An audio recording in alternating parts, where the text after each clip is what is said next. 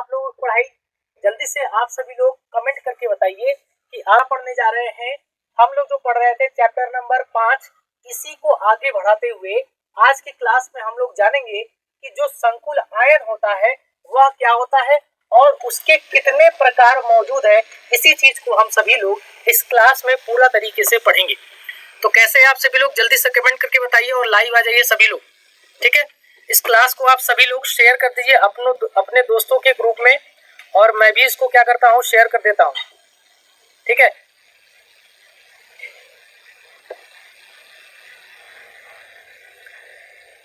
Class को हम लोग शेयर करते हैं, आप भी शेयर कीजिए।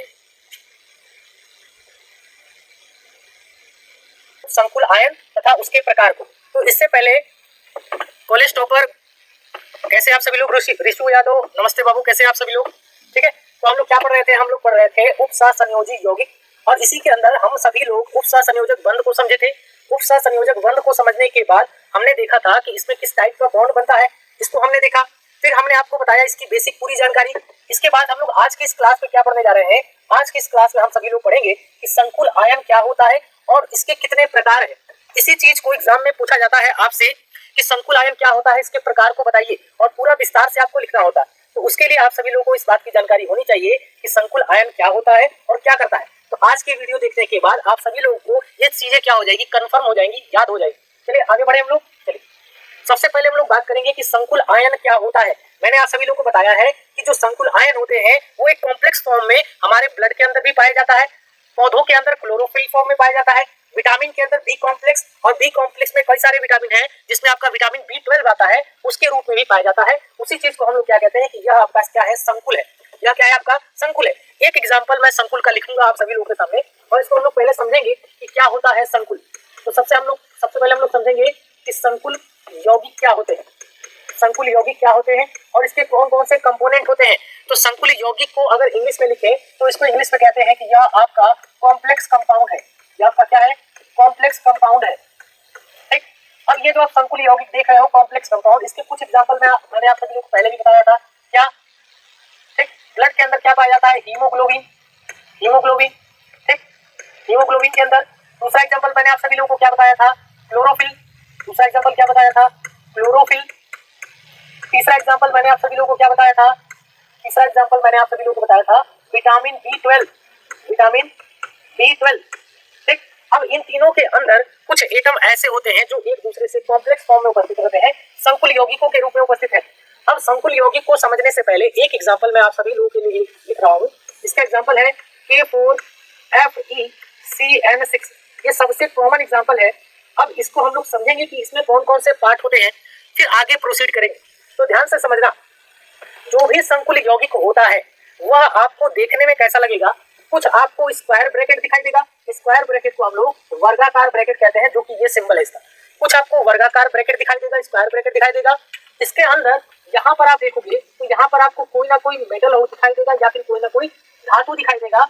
अब इस धातु से लगा हुआ छोटे ब्रैकेट में, स्मॉल ब्रैकेट में कुछ संख्या या कुछ तत्व मौजूद होंगे। जैसे यहाँ पर आपको क्या दिखाई दे रहा है, CN, ठीक। अब सभी को हम लोग समझेंगे एक एक करके कि कौन चीज क्या है इसके अंदर, ठीक है। ध्यान से समझना। यह जो आप देख रहे हो यह क्या है, आपका क्या, आपका संकुल यौगिक है। अब इसके पूरे पार्ट्स को समझो क्या क्या है।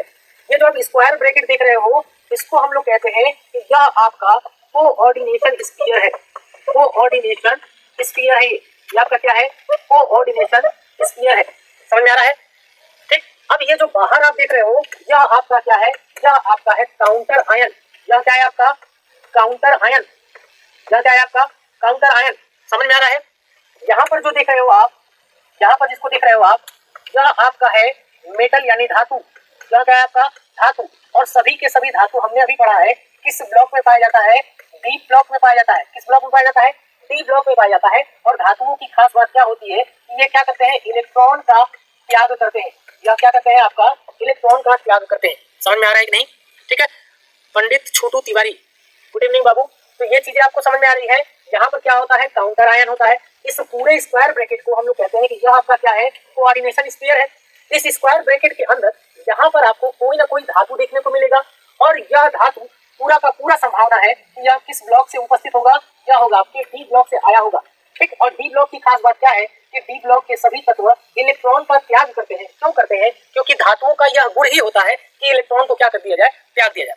अब इसके अंदर एक स्मॉल ब्रैकेट में आपको कुछ दिखाई दे रहा होगा, यहाँ पर आपको स्मॉल ब्रैकेट में कुछ दिखाई दे रहा होगा, लेकिन यहाँ पर जो लिखा हुआ है ये आपका साइनाइड है। ये आपका क्या है? साइनाइड है।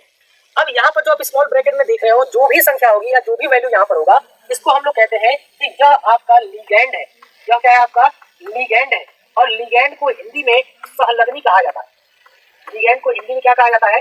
सहलग्नी कहा जाता है। लिगैंड को इंग्लिश में लिगैंड ही कहते हैं। लिखने को भले से आप लिगैंड लिख सकते हो, लेकिन रियल में इसको हिंदी में क्या कहा जाता है? लिगैंड को सहलग्नी के नाम से जाना जाता है। यहाँ तक बात समझ में आया? तो आपने क्या देख लिया? हमने इस एग्जांपल के अंदर क्या देखा कि एक जो बड़ा ब्रैकेट है इसको कहते हैं कि यह आपका कोऑर्डिनेशन स्फीयर है। इसके बाहर दाएं या बाएं जो भी आपको मिलेगा उसको हम लोग क्या कहते हैं कि आपका क्या है? काउंटर आयन है। समझ में आ रहा है? इसके बाद हमने क्या देखा कि यहाँ पर कोई ऐसा एलिमेंट मौजूद होगा जो कि क्या होगा? धातु होगा। और धातु की खास बात क्या है कि ज्यादातर मेटल, या आप ऐसा कह सकते हो कि यहाँ पर जो एलिमेंट मौजूद होगा किस ब्लॉक से आएगा? वो डी ब्लॉक से आएगा। और डी ब्लॉक की खास बात क्या है कि सभी एलिमेंट क्या है? धातु है। और धातुओं की खास बात क्या है? ये फटाफट इलेक्ट्रॉन का क्या करते हैं? त्याग करते हैं। समझ में आ रहा है? क्या आप लोगों को इतना समझ आया? यहाँ पर आपको एक संख्या दिखाई दे रहा होगा, यहाँ पर आपको एक नंबर दिखाई दे रहा होगा, संख्या। क्या दिखाई दे रहा होगा? एक नंबर दिखाई दे रहा होगा, संख्या। इसी संख्या को हम लोग कहते हैं कि यह आपके लिगैंड की संख्या को बता रहा है। जैसे यहाँ पर आपको 6 दिखाई दे रहा है, इसी एग्जांपल में देखोगे आप तो 4 दिखाई देगा। कहीं पर 6 दिखता है, कहीं 4 दिखता है। मोस्ट केस में आपको 6 ही दिखेगा, ठीक। और बचे हुए केस में 4 दिखेगा, क्योंकि आपके सिलेबस में 2 ही टाइप के पढ़ने हैं। एक बार लिगैंड की संख्या 4 आती है और एक बार 6। क्लियर है? यहाँ तक सभी लोग को समझ में आ रहा है? तो ये आप लोग को बेसिक जानकारी समझ में आई। इसको क्या कहते हैं? फिर से एक बार सुनो। हमारे पास एक एग्जांपल है K4FeCN6। क्या एग्जांपल है हमारे पास? K4FeCN6। इसमें जो स्क्वायर ब्रैकेट आप देख रहे हो इसको हम लोग कहते हैं कि यह आपका कोऑर्डिनेशन स्फीयर है। क्या है? आपका कोऑर्डिनेशन स्फीयर है। इसके बाहर या तो आपको दाहिने साइड दिखेगा या तो बाएं साइड दिखेगा। इसको हम लोग कहते हैं कि यह आपका क्या है? काउंटर आयन है। फिर बीच में आपको कोई ना कोई मेटल दिखेगा जो कि किस ब्लॉक से आता है? डी ब्लॉक से आता है। और डी ब्लॉक की खास बात क्या है कि वो सभी के सभी क्या होते हैं? धातु होते हैं। दूसरी खास बात क्या है कि वो सभी के सभी इलेक्ट्रॉन का त्याग करते हैं फटाफट। बीच में आपको स्मॉल ब्रैकेट में कुछ दिखाई देगा, स्मॉल ब्रैकेट में कुछ दिखाई देगा। इसको हम लोग कहते हैं कि ये आपका क्या है? लिगैंड है। लिगैंड को हिंदी में क्या कहा जाता है? सहलग्नी कहा जाता है। इस लिगैंड की संख्या को प्रदर्शित करने के लिए यहाँ पर कुछ अंक लिखे गए होंगे, या तो 4 लिखा गया होगा या तो क्या लिखा होगा? 6। इसी अंक को हम लोग काउंट करते हैं कि ये किसकी संख्या को बता रहा है? या लिगैंड की संख्या को बता रहा है। क्लियर है? तो यहाँ पर कितनी संख्या दिख रही है आपको? 6 संख्या दिख रही है, ठीक है। थोड़ा सा लेट है बाबू, 5 मिनट और, कोई बात नहीं।